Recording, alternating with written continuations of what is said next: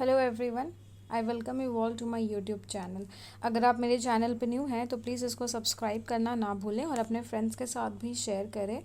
आज मैं एक इम्पॉर्टेंट टॉपिक लेके आई हूँ, that is new education policy 2020। This is very important for higher education, those who are preparing for UGC net.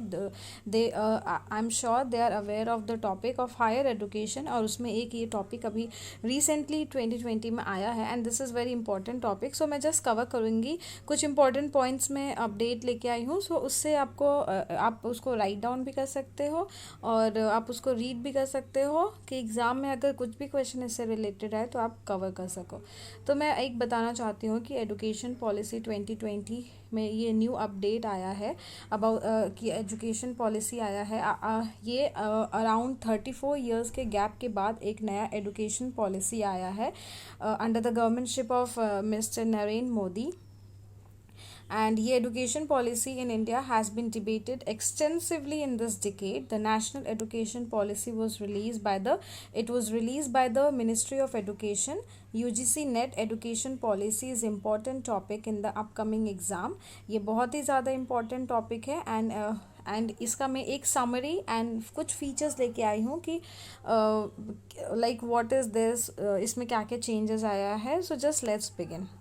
So features यहाँ पे आप जैसे स्क्रॉल कर रहे हो तो आप यहाँ देख सकते हो कि features of new education policy 2020। इसको कवर करने से पहले मैं कुछ की हाइलाइट्स कवर करना चाहती हूँ।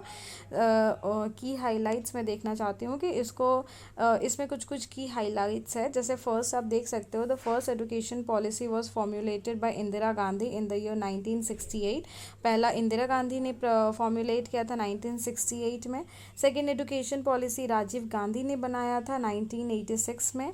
And the third it was formulated by Narendra Modi in 2017 में ये फॉर्मुलेट हुआ था, लेकिन कैबिनेट मिनिस्टर जो थे, कैबिनेट इसको अप्रूव किए थे 30 जुलाई 2020। तो ये इंपॉर्टेंट डेट्स है। तो 30 जुलाई 2020 में एक्चुअल में ये अप्रूव हुआ था। उसके बाद ही हम लोगों को पता चला था about the new education policy में क्या क्या चेंजेस हैं and all. So just remember the name and the date and the year, so it will be helpful for you. So now we will come back to the features of education policy. जैसे आप देख सकते हो कि इस education policy में new school framework design बनाया गया है 5+3+3+4। ये न्यू फ्रेमवर्क डिज़ाइन है एंड ये क्या है उसको हम लोग देखते हैं। In this new school framework design 5 years for foundational stage from the age of 3 to 8। तो 3 to 8 का जो स्टेज होगा वो फाउंडेशनल स्टेज होगा। And it is divided into first 3 years जो होंगे वो आंगनवाड़ी में डिवाइड किया गया है एंड +2 years जो होंगे वो प्राइमरी स्कूल ग्रेड 1 and 2 जो प्राइमरी स्कूल ग्रेड होता है उसमें डिवाइड किया गया है। तो ये जो 5 है, ये पहला इसका 3 years आंगनवाड़ी से रिलेटेड है and the second 2 years is primary school grade. उसके बाद आता है ये जो थर्ड है उसको हम लोग देखते हैं +3 years ऑफ प्रिपरेटरी स्टेज, जिसको प्रिपरेटरी स्टेज बोलते हैं। And it will be covering the age of 8 से 11 साल के लोगों को कवर करेगा। एंड ग्रेड फ्रॉम 3 to 5 का जो ग्रेड होगा वो 3 में आएगा, इसको प्रिपरेटरी स्टेज बोलेंगे। +3 years for the middle stage, age range 11 से 14 एज का रेंज होगा, इसको मिडिल स्टेज बोलेंगे एंड इसमें ग्रेड 6 to 8 आएंगे। उसके बाद +4 years for the high school, age range 14 से 18, इसका ग्रेड होगा 9 से 12। सो ये जो 5+3+3+4 का स्ट्रक्चर है मैंने यहाँ पे बता दिया है, जस्ट गो थ्रू दिस। उसके बाद आता है जो नेक्स्ट पॉइंट है, दैट इज़ वोकेशनल ट्रेनिंग जो होगा वो क्लास 6 से ही स्टार्ट हो जाएगा। The student can choose their respective favourite subject from class 8 to 8। Class 8 से 12 तक कोई भी स्टूडेंट अपना फेवरेट सब्जेक्ट चूज़ कर सकता है। The duration of all graduation course will be 4 years। जो भी ग्रेजुएशन कोर्स अब 3 years का होता था, अब जो है न्यू एजुकेशन पॉलिसी में वो 4 years हो गया है।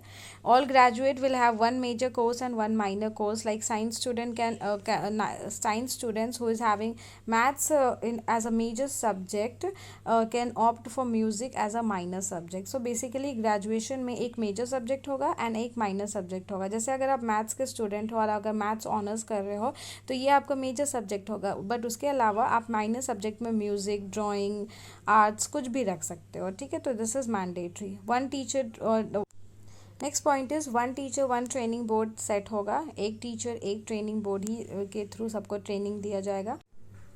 The next point is the mother tongue or the local language will be the medium of instruction in all school up to the class 5. Class 5 तक mother tongue और फिर local language होगा, वो medium of instructions होगा। By 2030 the minimum degree qualification for teaching will be 4-year integrated degree। अभी basically 5-year integrated degree like आपको 3 साल graduation करना होगा, फिर 2 साल B.Ed, तो basically 5 years होता है, लेकिन 2030 तक 4-year integrated degree टीचर बनने के लिए minimum qualification होगा।